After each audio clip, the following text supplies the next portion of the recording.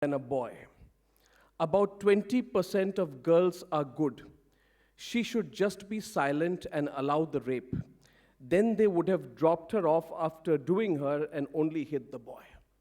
And I sat in a newsroom for a moment, trying to rationalize how we have reached such levels of tolerance so as to tolerate a rapist's description of rape on national and global television. And if this is what BBC teaches as good journalism, I don't want to learn anything from them. The hypocrisy is this, and I'll take this discussion forward, that the same British media that positioned itself as though it was leading the women's movement in India by simply propping up its cameras through the candlelight vigils and protests around Nirbhaya's brutal rape in December 2012 became the very platform that allowed the broadcast of that rapist on its TV screen and then grew growingly intolerant when I questioned why the media in this republic should give a platform for a rapist, for a stage to broadcast his brute and bestial mindset. So my first question on the issue today, how tolerant are we, is this. Let me give a second example. And I really want to do some plain speaking today, because I've not been given the chance for 2.5 months. So you are my unsuspecting victims. So I wrote down these examples and I said, let me start a conversation, because this country is not having a conversation for a few months. Something has gone terribly wrong. It's like we are a country of politically correct people, saying the right thing, observing the right thing. Anyway,